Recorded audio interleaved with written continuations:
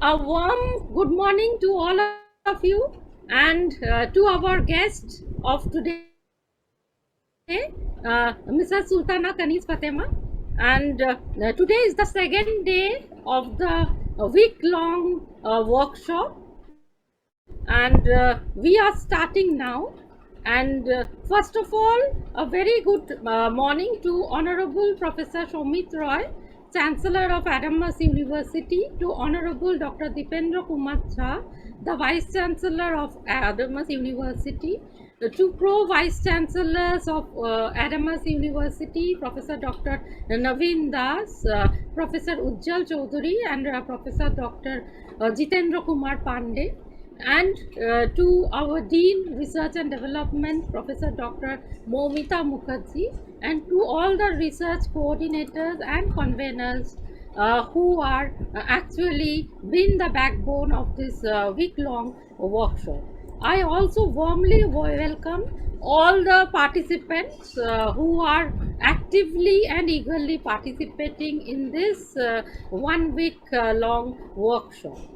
So I, on behalf of the Center for Education, Research and Development, Dr. Prathita Viswas, Associate Professor and Head of the Department of School of Education, as well as the Center Coordinator, welcome Ms. Sultana Kaniz Fatema for this today's deliberation on her early childhood care and research.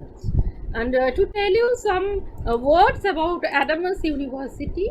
Adamas University at present is considered to be the #1 university in whole Eastern India, and it is basically comprised of 9 different schools of study. As a part of the School of Professional Studies is also one of them, to prepare students for various competitive examinations by improving their skills.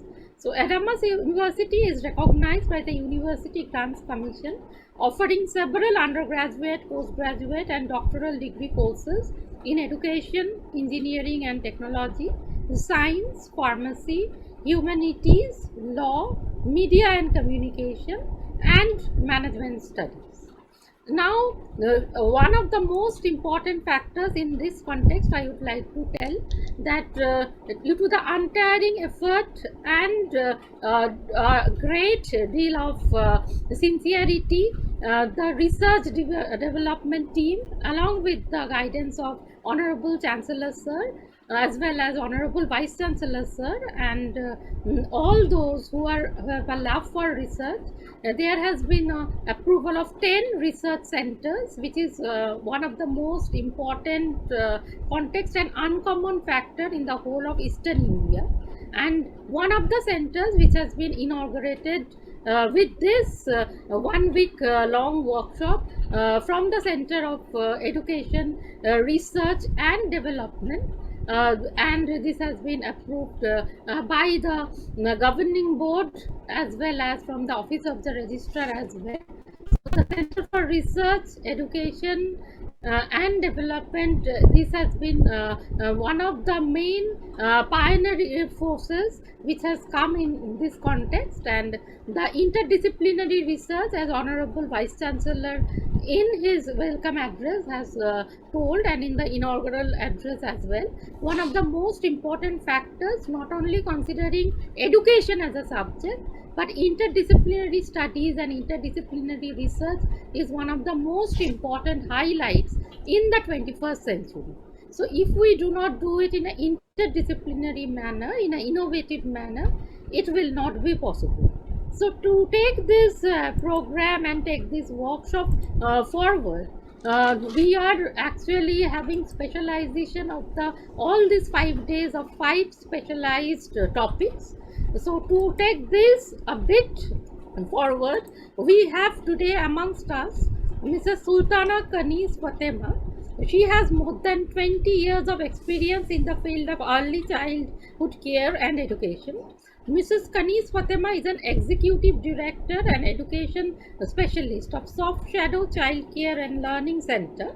Mrs. Kaniz has also been a coordinator of the certificate course of early childhood educator under Bangladesh Institute of Lifelong Learning, in short BIL, an unit of Dhaka Ahsania Mission, and she has worked as a senior facilitator in the Institute of Child and Human Development and in the Ministry of Women and Child Affairs MOWCA for the course Early Childhood Development, How Children Learn. Mrs. Kaniz Fatema worked as an education specialist in the M.Ed program on educational leadership, planning and management at BRAC University, Dhaka, Bangladesh. She is presently a PhD student of American Independent University, California. Her credentials include a M.Ed degree from the Kathmandu University in Education, Environmental Education, Sustainable Development, and honors and master's degree from University of Dhaka, Bangladesh in English. She received an honors with distinction from ICACBR's online program in Disability in the Community, Community-Based Rehabilitation, and an international development from Queen's University, Kingston, Ontario, Canada. And Fatema ma'am has also been in lot of trainings and the curriculum specialist. She is a training coordinator as well. She has extensive experiences in early intervention, early care and education. She is passionate about preparing the adult learners to deliver effective, equitable services for diverse children and parents. Finally, she believed believes rather in collaborating, working as a role in supporting and nurturing all learners. She has developed and coordinated special and several course curriculums, especially about early childhood care and development, the parenting program, caregiver training and daycare center program, storytelling series for kids and parents. Of course, teachers' professional development is one of our important areas of training. Children's mental health and teen depression, learning to speak in English programs as communication, one of the most important areas in today's century. In the 21st area of this research, we find that communication is one of the most important contexts, and it has to be highlighted. And she also has several qualitative research studies. Her research interests focus around the improvement of early childhood development, teachers training, pedagogical principles into practice, developing children's early language and literacy, personal, social and emotional development. And her main specialization is, of course, as going by today's topic, early childhood care and education, and related to it is research. In SoftShadow, she has started her journey in Bangladesh from 2015, and SoftShadow has a vision to be a research-based center providing essential education services aimed at enhancing policy in support of early childhood development, education, comprehensive range of pedagogical and technological teaching schools, teacher capacity, etc., as well as parent involvement. So the mission of SoftShadow under her guidance, under her ownership, is the early childhood care and education program, and it is to provide a professional training for students for careers in early childhood care and education, to facilitate the best educational experience possible for students in the learning process, and to promote the teaching, research, innovation, as well as the interdisciplinary studies of education. So today her topic is based on early childhood care and education research, and she will be deliberating her views, her ideas on these areas. So thank you, ma'am, for giving your valuable time, and we welcome you from Adamas University Center for Education, Research and Development, and from all of our participants and all the dignitaries from India. We are welcoming you with a warm welcome. Over to you, ma'am, for your we are very much delighted to hear your views and ideas on the early childhood care and education research. I'm sure that everyone who is actually dealing in this area will be highly enlightened after your deliberation and your sharing of knowledge. Over to you, ma'am. Uh, a very good afternoon from Bangladesh, Dhaka, Bangladesh. Thank you so much, Dr. Pratita Bishas, the head of the Department of School of Education. Before I get started, I would like to express my profound gratitude to the Vice Chancellor, Adamas University Professor of Dipendra Khaja. I would Recording in progress. Okay, thank you. And I would like to express my sincere gratitude and also appreciation to Dr.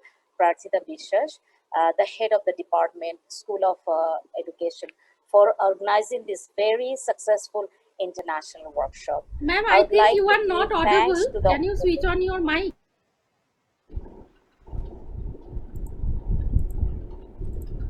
Yes, ma'am, you are audible now. Yes. now, yeah, because okay, thank you. Yes, Is it okay ma'am. now? Yes, ma'am. Now we can Can you hear hear you. me? Okay, thank you so much. I was actually giving thanks to all of you before I started. So I don't know how much you heard from, but I just started from giving thanks from you. Just like to give you thanks that preparing and organizing this such a successful international workshop. From yesterday, I actually joined for very few time, and I heard it was really very rich and um, well organized workshop that you organize. I would like to give thanks to the honorable speakers, those who already delivered yesterday and today onwards for the rest of the workshop for 5 days that you organize.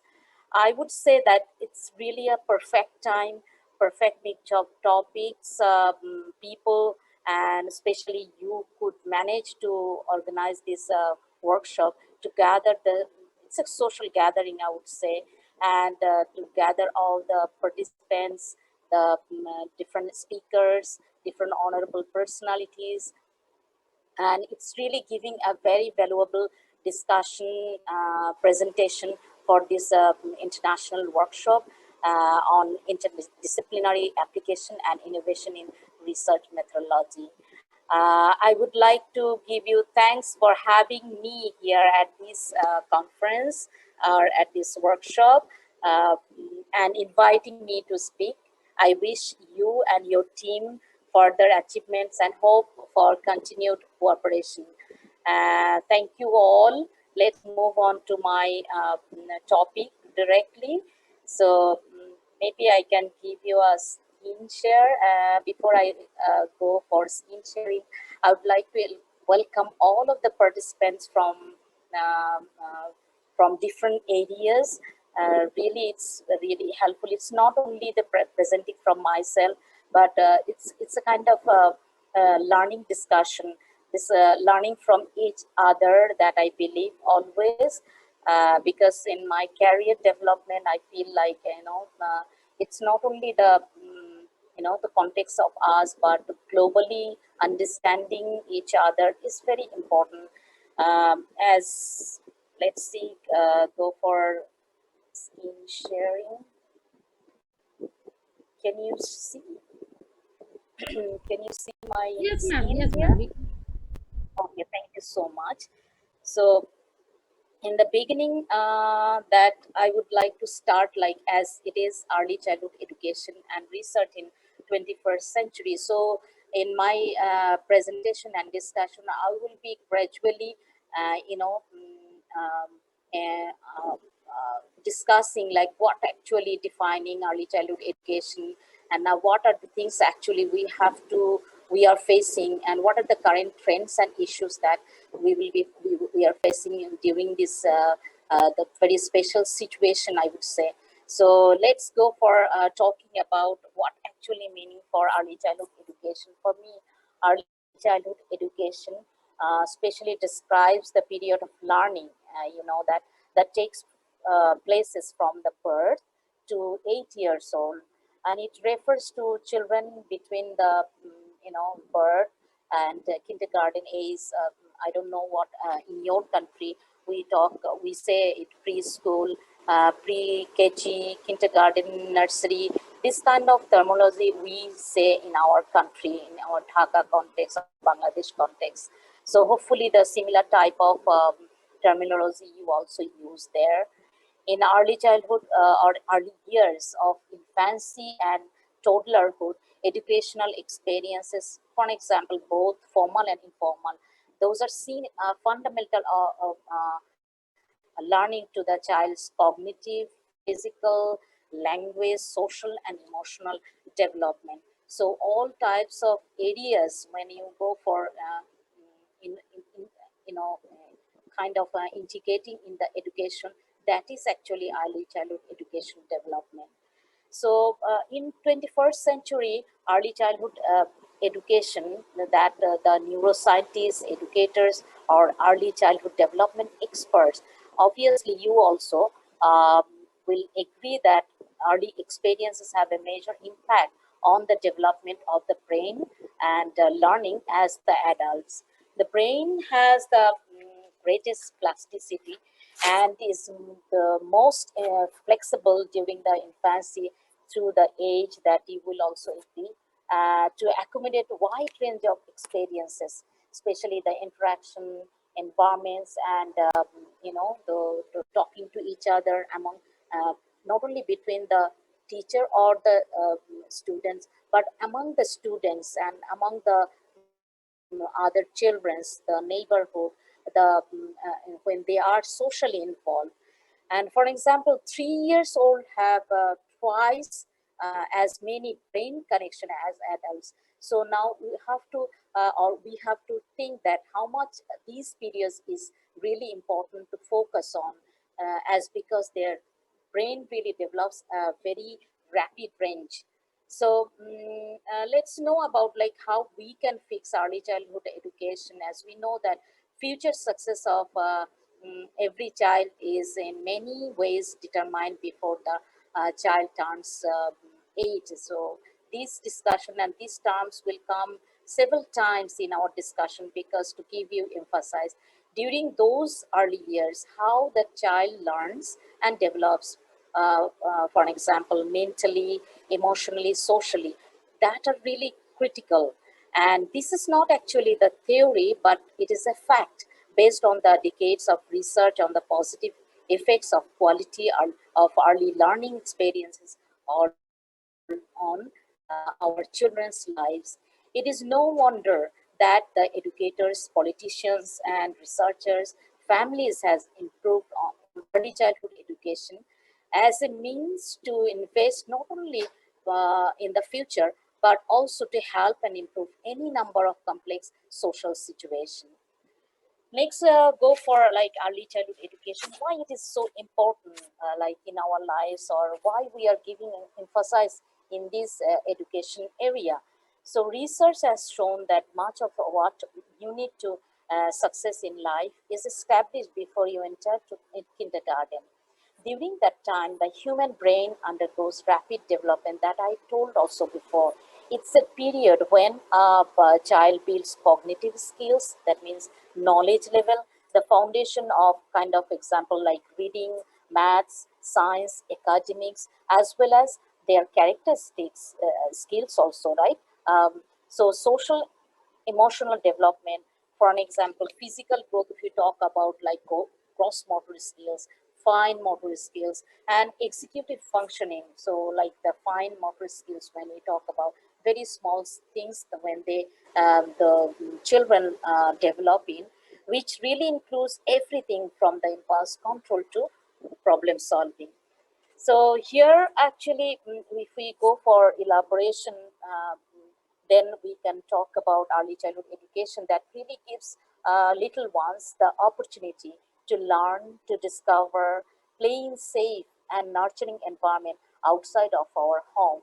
In early childhood education classroom, the children are encouraged. What we can encourage there, to explore colors, for example, letters, numbers, sounds, nature or not, art and crafts and other topics as well, while simultaneously fostering their curiosity. That means encouraging their curiosity, what they want to explore around themselves, and developing the core motor skills and social skills as well. So, what actually does it matter for early childhood educators? So, when you talk about early childhood education, the children are not only involved, but also the educators. That means we, the teachers. So, what will be the responsibility and how we can, deal with the children? What will be our act of or our role towards them? As we know that early childhood education is very essential to child development, and early teachers are too. So being an early childhood educator means being adaptive. We have to be adaptive.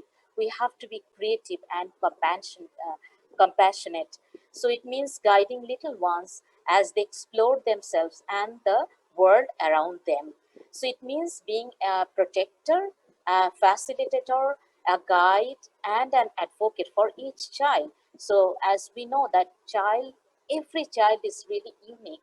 So in a class, even a large class, so whole students, there will be so many students or children will be there, but we have to focus each child because they are unique, and their the way and their learning style, everything is totally unique. So we have to focus for each.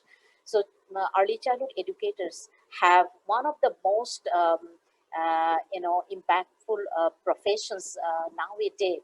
uh, People are focusing here, and in our country, this education is becomes a very popular, and people, especially uh, the young generation, they want to involve, and they want to go for higher study in this area.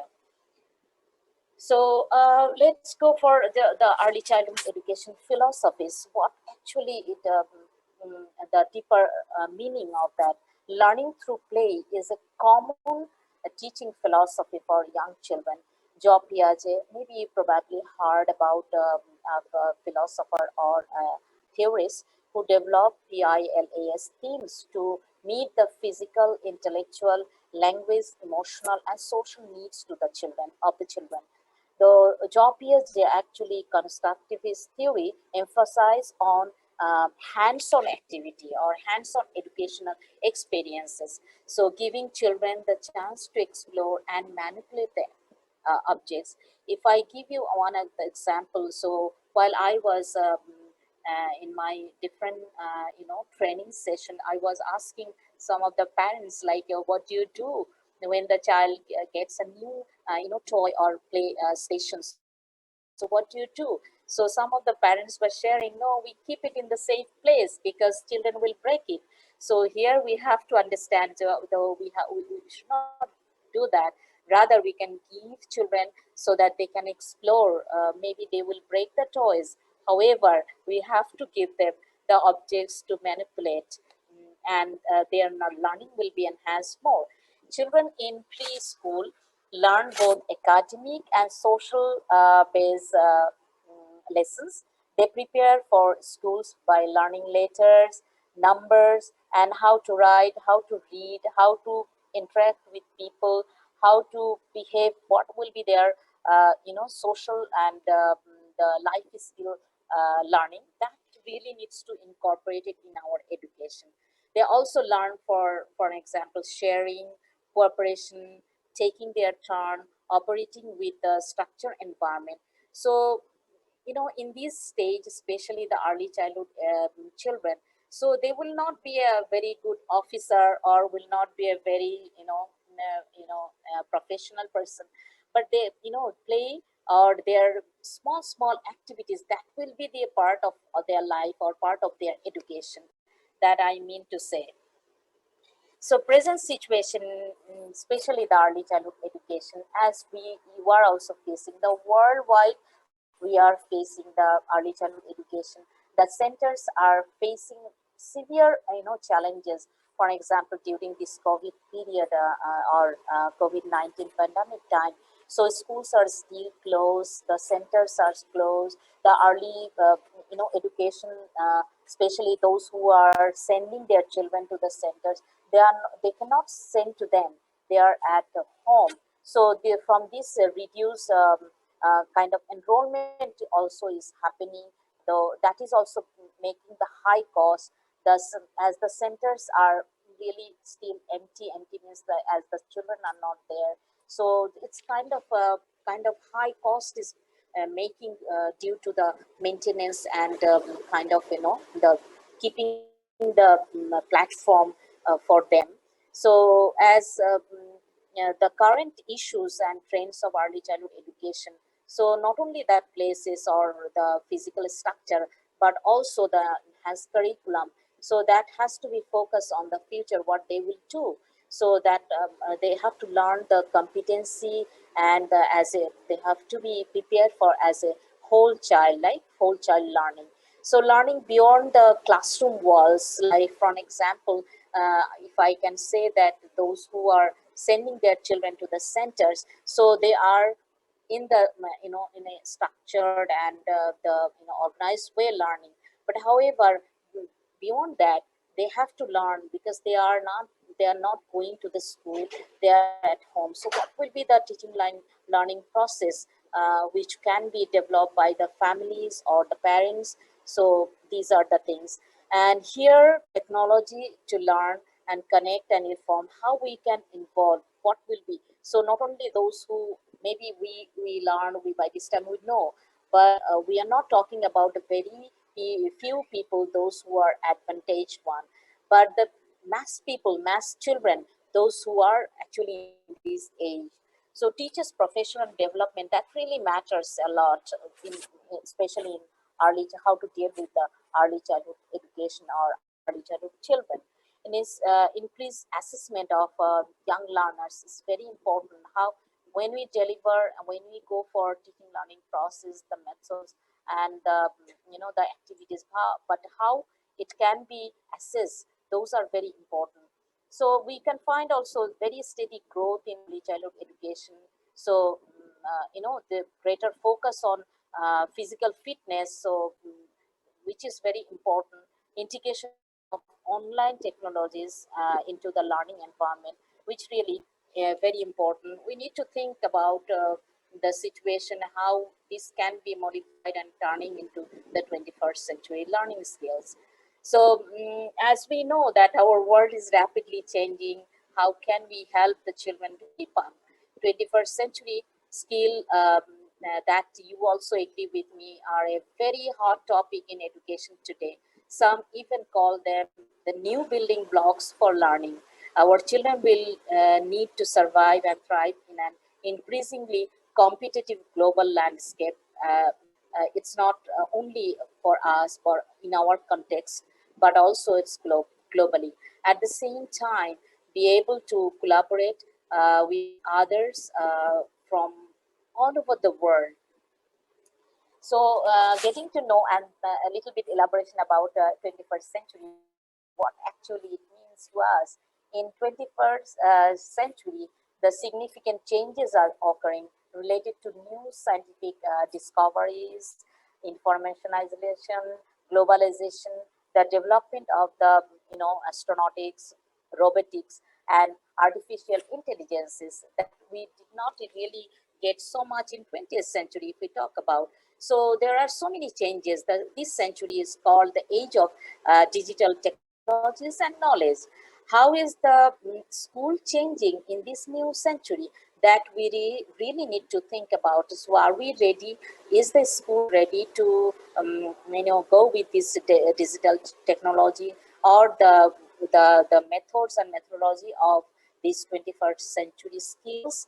So this we need to really think. So how the learning theories will be changed, or whether it will be changed, or what will be the adaptation theories that we can imply in our classroom.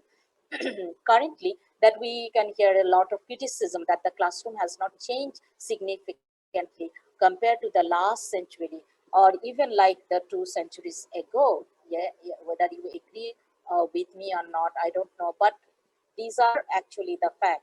Do the teachers succeed in modern ages or these changes? So that we really need to think like, and we really need to take the preparation on that. So if we go for defining 21st century learning, the 21st century learning means that students master content while the producing, synthesizing, and evaluating information from a wide variety of subjects and sources with an understanding of and respect for diverse cultures. We can talk about, or we can say that students, we know that, no? Demonstrate the three R's, that means reading, writing, arithmetic, but also four C's, that means to prepare for 21st century careers. For example, collaboration, their creativity, communication, critical thinking.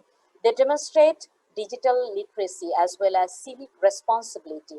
So virtual tools and open source of software that creates the broaderness learning territories for the students of all ages and anytime, anywhere. So these really common and common C's, we can say in short, like that we have to follow in this the 21st century education. So that how we can do, what will be the methods now? Let's talk about that, that 21st century methods, equally important, which is the application of learning, science, research, and the principles to the learning methods and design of learning activities, projects, assessment, and environments. Obviously, I would add the principles of effective learning, which is important to 21st century education, that practitioners. So here is some of the, these are not actually all, but however, there are some of the points maybe that we can refer to 21st century learning. For example, like authentic learning, that refers to learning from the real world problem and questions. So, and also I will be discussing very detailed in further slides. So, just pointing out some of the areas. Mental modeling building, which refers to using physical virtual models to refine understanding and interconnect internal motivation. So I'll be discussing what are the motivation, what types of that, really connecting the positive emotional and connections in learning.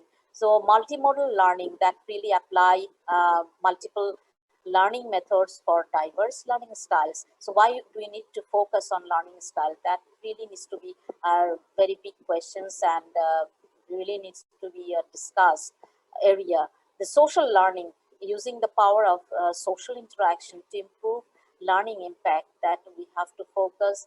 International learning, so cannot be alone in our self context also. Rather, you what the world is using, that we need to adapt or adopt, or we need to implement those things in our teaching learning process. So let's go for a little bit elaboration on authentic learning, that I was talking about the real world complex problem and their solution using role playing exercises, problem based activities that we have to do, case studies, and participations in virtual communities of practice. So the learning environment are inherent and multidisciplinary. The multidisciplinary means, like, that you have to integrate different types of topics, different types of subject matters in your teaching learning areas or planning. So mental model, but how mental model building, but how we can do? You can train your brain to think better. So on the best way to do this, to expand set of mental models you can use to think. So the more we will think, the more we will practice, or the more we will keep in our lesson plan, that will be really useful and helpful for the children. Building a mental model, that is a kind of a diagram, is an interactive process that is composed of continuous rounds of research, analysis, synthesis, and refinement. So we have to go for a cycle, right?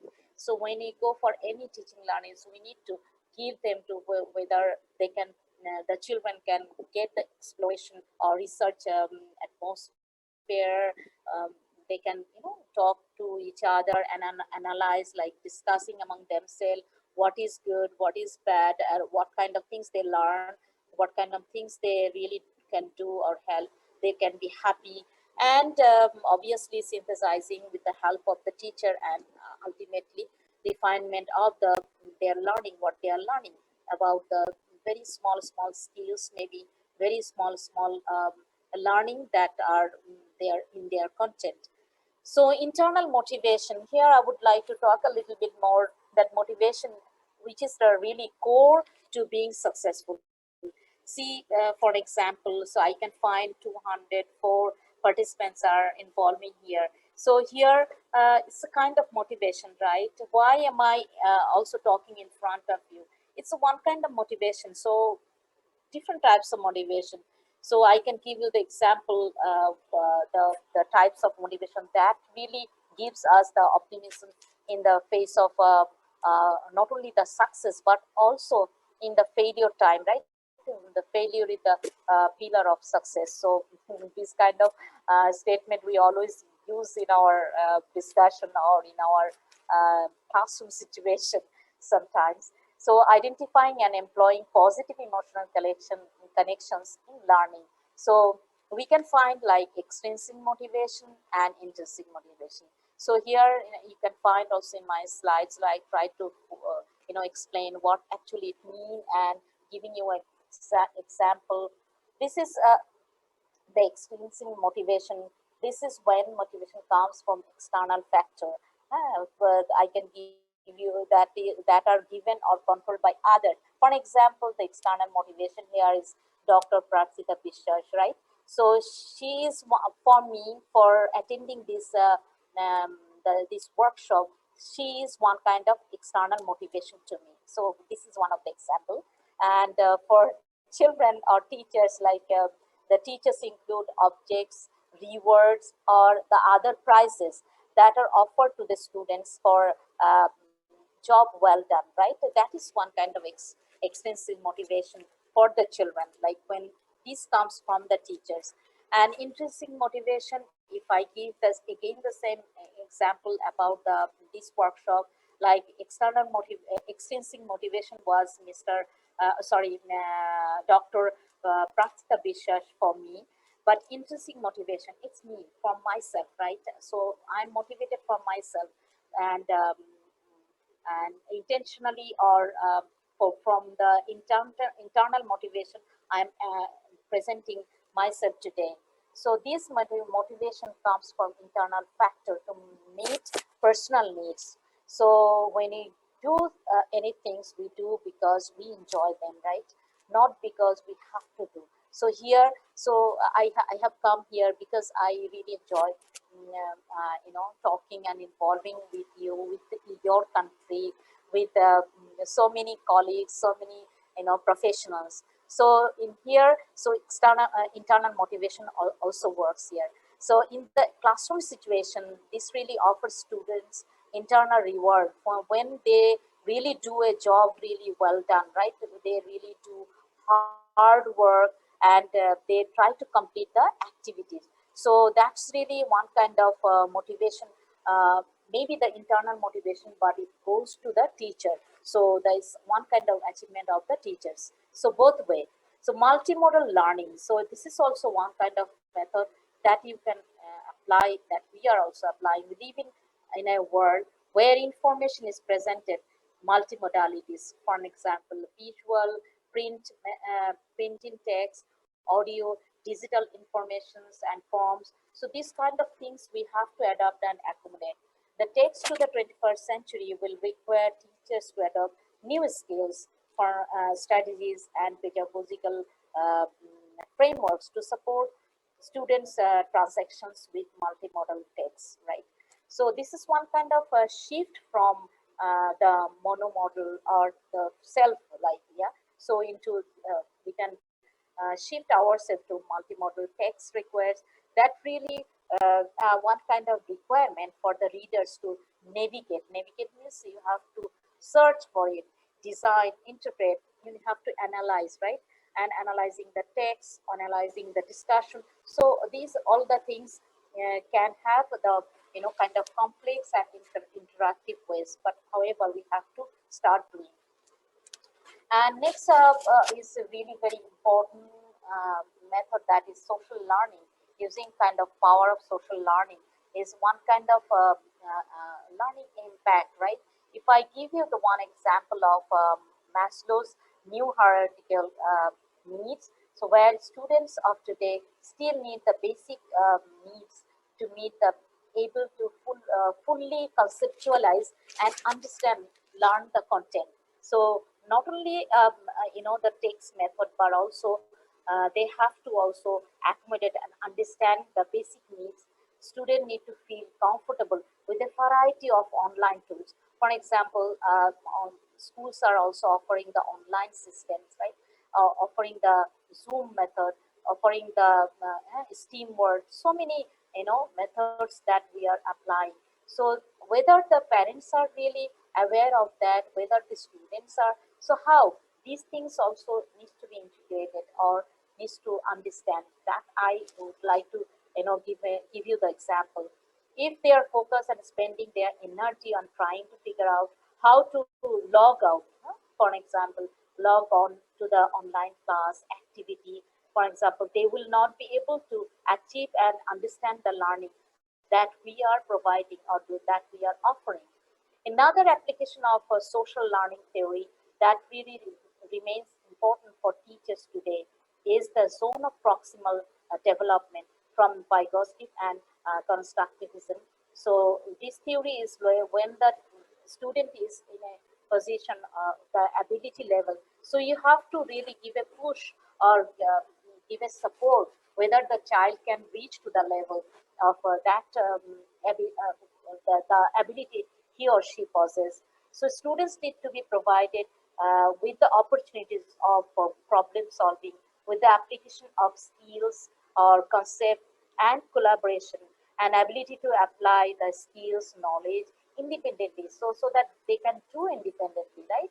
This is also an important for 21st century teachers, for us, as well as they will be able to use technology in a blended or fully online classroom to allow for the students to apply their knowledge and learn skills individually in a differentiated environment which will meet their independent needs as learners. So it is not only learning for the students but also for us also, because we are the teachers, we are the experts, right? So we have to also adopt first, and then we can we can teach the students. So there are so many things I talked about. Now I will go forward to kind of not only in the the country context or very community level, but also international learning is also very very important to achieve 21st century skills. That really abilities or attributes that can be taught or learned in order to enhance ways of thinking, learning, and working and living in the world, right? The global partnership, for an example, you have to be as the the not only the citizen of the country but global citizen, right? So that partnership is very important. So the which can be a kind of impact on the locally, right? So I would say again and recommend that 4 C's for 21st century learning. That is like critical thinking, communication, collaboration, and creativity. These are really important. We cannot avoid that, right? Whether we have to really think and analyze, right? We have to communicate with each other, what the others world are doing, what the the different countries, different contexts they are also adapting the situation, so that we can also learn as a collaborative learner or cooperative learning, and we can create ourselves, right? We need to be also kind of creative. So the new normal life, it's a really the quote unquote term that you have heard probably in early childhood. Is there a new normal? Are we really normal in our situation? What does it look like in young setting? That you have to also concern about that. What are they doing? or planning to do to involve families as programs in the, transition to the new ways of doing things as a result of COVID-19 in this situation or in this period, that really we need to think, and we need to not only work as for teachers, but we have to go for partnership with the families, with the parents. Otherwise, the development cannot be happen. So early childhood educators tend to be creative. So why we are talking about creative? We need to be creative. We need to accommodate ourselves. We need to be really thinking a little bit out of the box so that we can be thinking, in the context of child or in the context of the the environment. So we have to be also resilient and willing to face the new challenges that um, facing.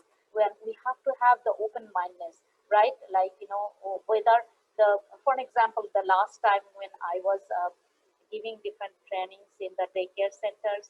So the other educators, they were talking about how can we, parents are not listening to us. There were so many problems. The children are not sitting in the environment when we are in the online process. So in that case, we have to give also. You have to think before you go for the session.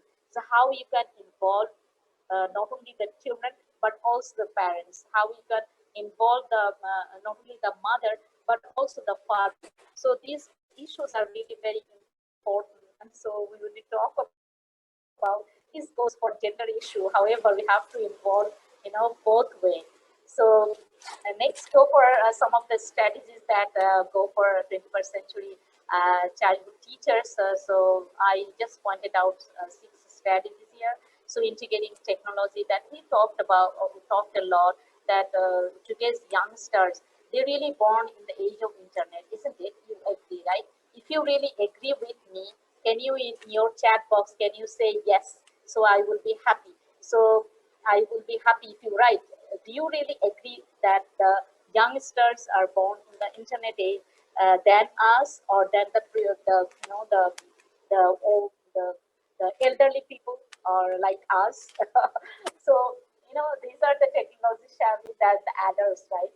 So you can write really if you agree with me. So you can write yes in your chat box.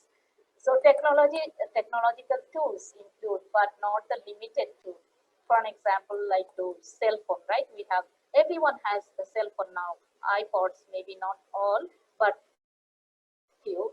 Computers, scanners, printers, internet connections, emails, cameras, digital cameras, video cameras, recordable CDs, DVDs, and digital video recorded. So these all the things that we have to carry with us always, like in any way. So as we are in this situation, technology is defined as the techniques. It's not a tool. It's not only just our hardware or an object, but it's a teaching techniques and skills or process using the interactive media to interpret things, solve the problems, and realize what are the challenges that we are facing. To connect these kids, and teachers must learn to speak their language. So it's not only what we are thinking, the thinking level of other teachers, but we have to understand the language of students, right? Language of young children.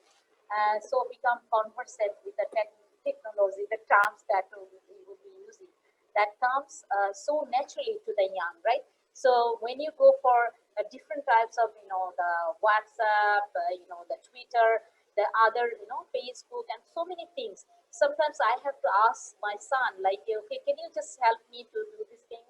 So, but he or she is not asking to me, but I am asking to him to help. So they're the naturally the born with the technology, but we have to adapt that.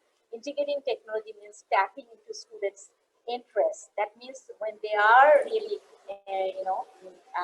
in this situation or in this technology-based time, so we have to also encourage and show their interest, and strengthening their technical skills is very important now.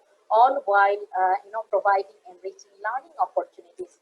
So how much we have to go fast? Can you just understand, and can you just believe that? So cooperative learning is kind of it's a very kind of structured and very good collaborative learning that very interesting also method, and which really sparks engagement in the classroom by encouraging interaction among the students themselves.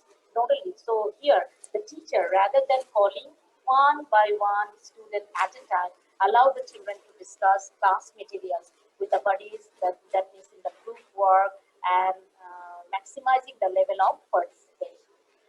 The students work just as hard as the teachers, not only so. The instead of working hard the whole days like the teacher, so give them, can be a facilitator. Our role can be a facilitator or a guide, right? Instead of doing the whole day hard labor, involve them, let them participate. So, in turn, the leads of higher achievement while promoting both teams and class building. So, this kind of methods, when you go for implying in the or applying in the teaching learning process, that could give you a really good process or building blocks that is the 21st century learning. So differentiated instruction. So here I would like to talk about a very few things. So teachers can tailor the learning experiences to differentiate among the individual needs of the learners in the classroom.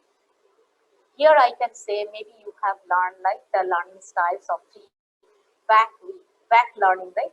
So learning style. So you know that visual, auditory, and kinesthetic. So we can have like different learners in our classrooms. So how you can cater to them. So maybe someone is really visually very capable, while the other students can be really very expert in auditory. So we have to accommodate and integrate all of the styles, and we have to also give them according to their own learning styles or own learning way. The teachers can also differentiate by matching assignments to readiness level, offering appropriate intervention and extension activities as the children require, allowing children to select activities based on the areas of interest is another great way to differentiate. So offering choices, right? Whether we need to really think, are we giving the choices to them, or we are just imposing them? We are just, exercising that way. So this motivation is really, really one kind of motivation to the students. So small group work is one of the most effective way to meet the needs of diverse learners in the large classroom settings. So sometimes we have middle class size, sometimes we have small, but sometimes we do have the large. So we have to accommodate that way. So goal setting is very important. One of the workshop I attended a few years back, like in Singapore. So there's in the very young stage, we do not learn how to set our goals. So we have to teach them how to set the goals. So involving children in goal setting process is an excellent way to encourage them to take ownership of their learning. So in these days, goal setting needs to be done in a very clear and simplistic way. You can do that, right? So for an example, teacher can further facilitate goal setting, and you can also organize and making a chart also. So every day, small segments or small part can be the objective of the classroom or the goal, and then the students can be involved acquiring those goals, and they can tick mark in the chart. Yes, I achieved that. Yes, I can go. Or the teacher also are very much confident. Oh, my children can learn these things. So cross-curricular teaching is very important. This is one kind of very contrast teaching learning process of the traditional method. So here, like teaching multiple subjects simultaneously can help students go much deeper in learning concept and skills. This can be easy way to blend like math, science, like it's kind of if I go for integrated learning, right? I don't know whether you apply that. So we teach in our classroom that the integrated learning. So integrated way of teaching learning process, like so many subjects can be taught in one of the subjects. So however, I can say that the challenge is also is there. So when you go for integrating, so in that case, if you go for project-based learning, that can be a very interesting way you can apply, or problem-based learning. So here is one kind of to guide children in developing solution to the real world problems. So another thing, you can go for inquiry-based learning, so where children can get the kind of questions. So they have so much curiosity when they go, go for learning anything.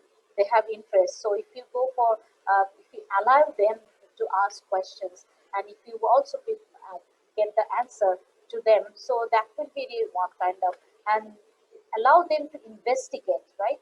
So investigating the learning is really a good teaching learning way, so that can be held in the classroom situation. Assessment is a very, very important area in our learning process. Assessment for learning and summative assessment. So there's different ways we can assess, right?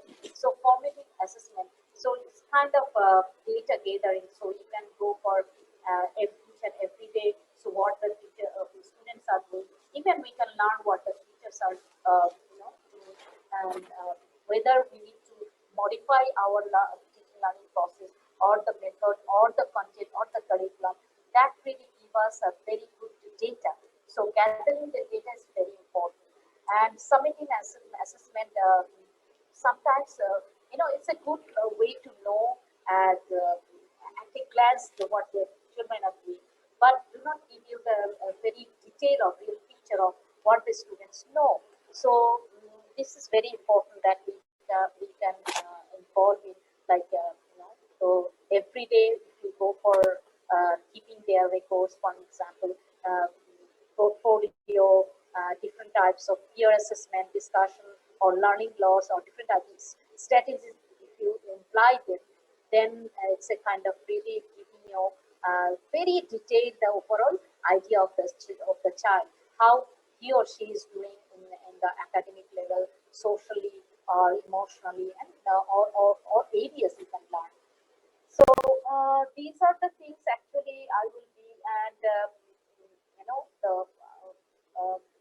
so many times I talked about creativity and innovation, as the workshop also entitled that innovation, in the research areas, especially the 21st century learning. So creativity and innovation will be really highly priced here, both for developing technology and the new media, that we need to accept that these are for the problem solving challenges.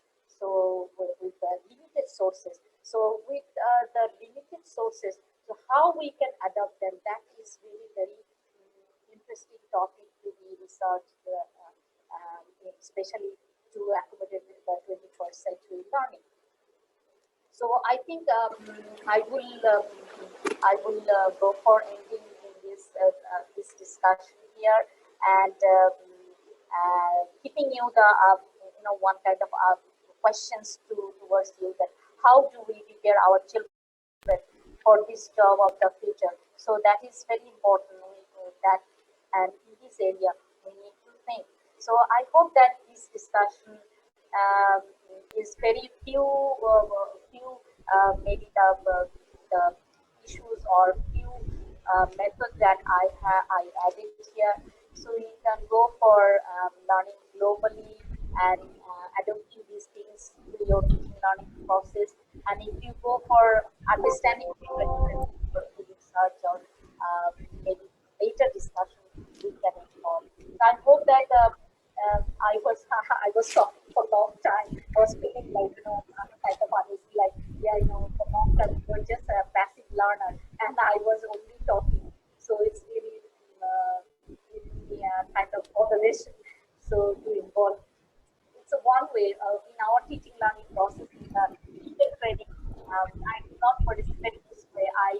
Our method was little bit different. Like, we involve all the participants, what they're talking about, what they think about, and their ideas we try to discuss and keep the detail in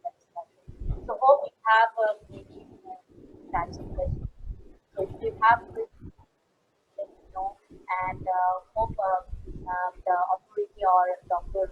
Pranita, just to, address to your questions. So thank you so much for listening to me and giving me time, and thanks for your patience. Thank you. Thank you, ma'am, for this wonderful and your enriching session. Really, I hope that along with me, everyone has enriched. Now, ma'am, there are two or three questions which we will take for you from the audience, and we would like you to have your views. It is not totally like a question and you are answering it, not like that. We are actually discussing. There is a question from Dr. Mutum R. Singh. She has asked that these days, keeping children under lockdown 24x7 continuously is becoming a difficult task. So could you please suggest some simple ways to keep children not just engaging but also motivating and inculcating interest in what they are doing, especially very young children? Thank you so much. It's a very relevant questions that you have you are concerned and you address here. So these are things actually we are facing here also, because this lockdown time, and then the children are at home. Even the working mother, they are facing really lot of problem because managing his or her own work from home, and also managing the children. So however, maybe you want to very few some of the examples maybe I can give you that children can be involved in such a way. I would say that please try to keep the children engaged in the life skill.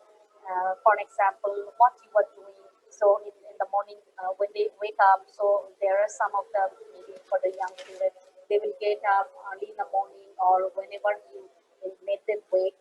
So they will go for freshening themselves. So what will be the morning task? So try to make a plan. So what they can do during the day. For example, morning, make some of the tasks so that they can be involved and involved in the life skill. This is very important for them to learn, right? And this is the right time we can involve to be involved in our household work also. So the very small maybe goal, or that's why I just gave the goal setting. How you can make them to a goal set. Okay, you in the morning time you do these things, and in the afternoon maybe you can write something, or do some homework. In the evening, go for playing, in the veranda, or with some play toys.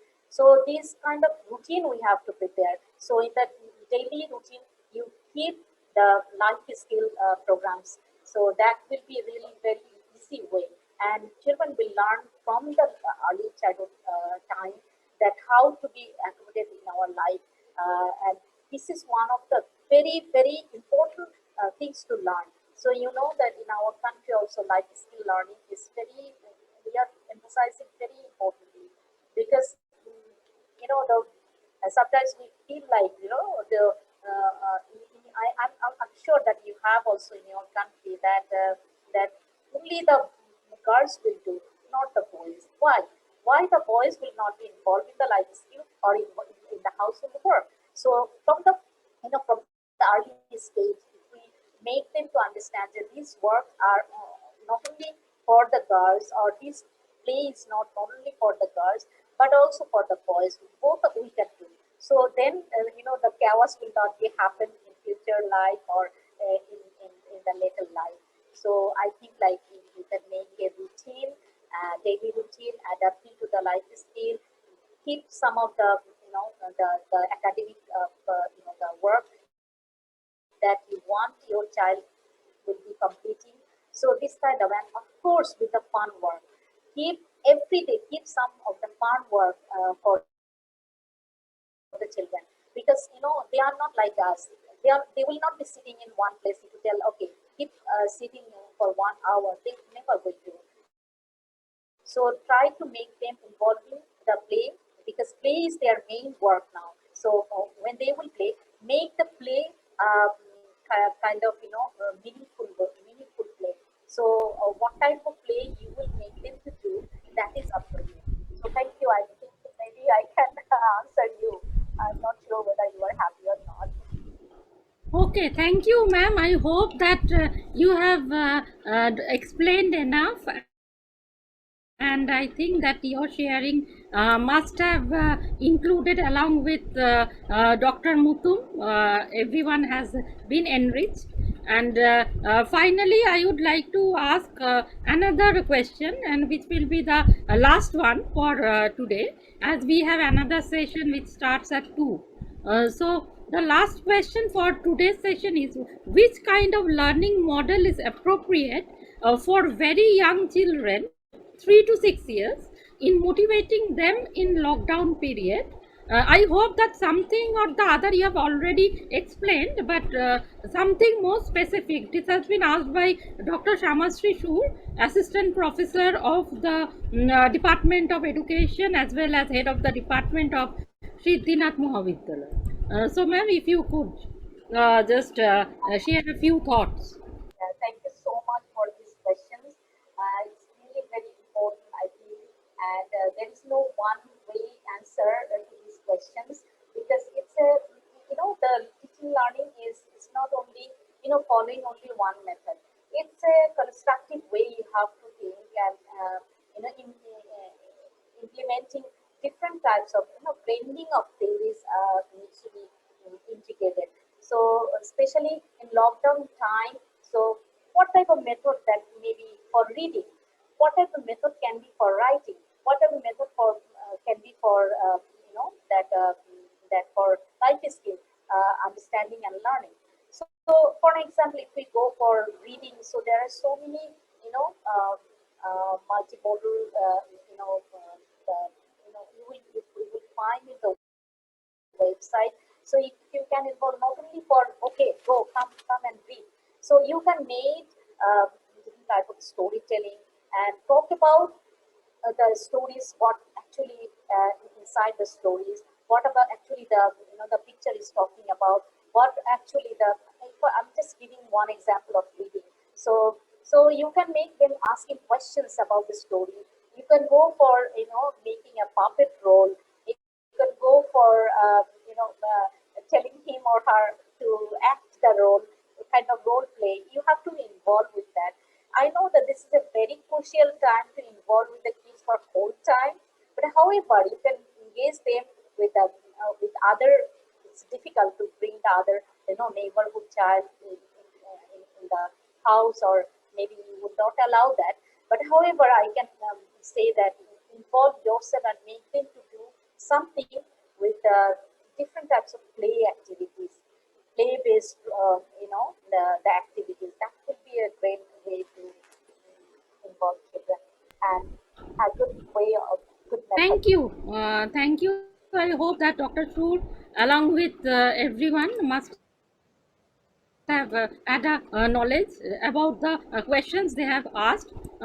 So, right now, we are at the end of the session.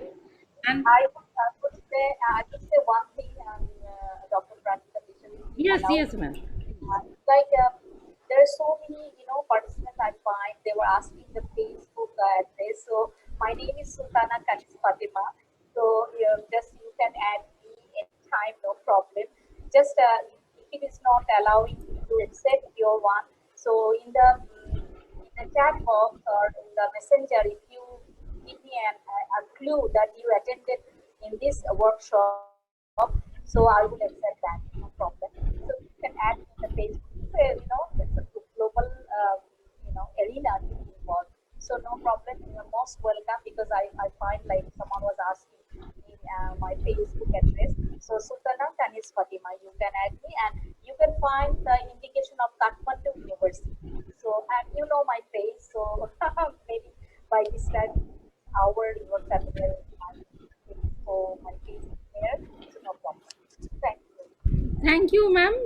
And I know very well since I have been in a lot of series of workshops and we invited seminars, and you know that quite well that we have connected over the years for the last 10, 12 years.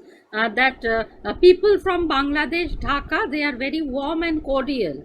And you have also now at present proved that my sentence of this because you have again invited all of them who are more interested in research and in education related activity in your Facebook page. So as ma'am has welcomed you, you may type in the Facebook page Sultana Kaniz Fatema, and then you can actually share in her messenger. You may message her reference to this workshop, otherwise it will be very impossible for her to know that who is the one who is trying to connect. I hope you all can understand, and you keep that decorum and protocol as well. With that, actually we are on the end of this session, and a very much enriching session we had actually. And madam, thank you so much for your valuable discussion, and it was indeed a very fruitful one, very much enriching.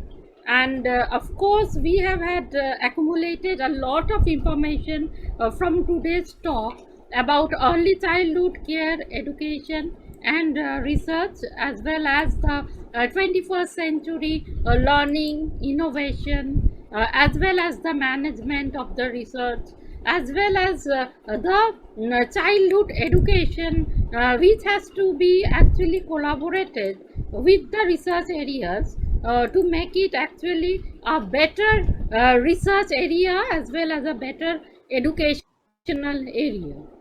So with that, we will be joining in the next session with Professor Aslam sir, who is from Sri Lanka, and we will be introducing him in the next session.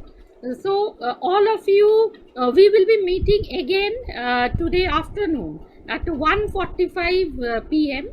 and you may log in by 1:50 p.m. also, because the session starts approximately and sharply at 2 p.m. So with that, madam, thank you so much.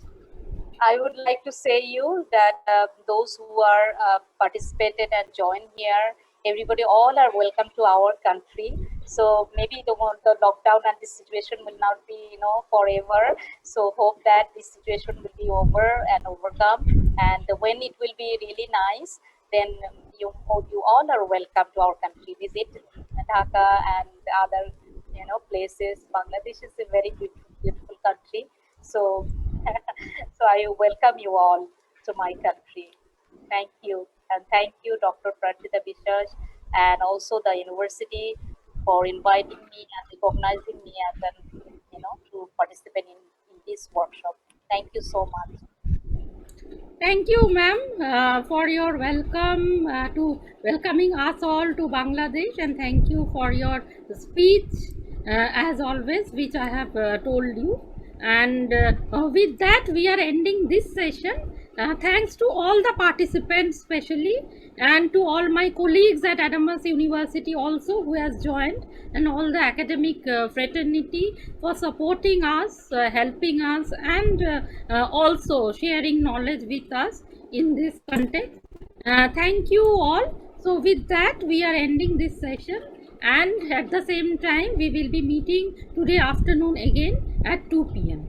Thanks. We are ending the session. Thank you, ma'am. Thank you.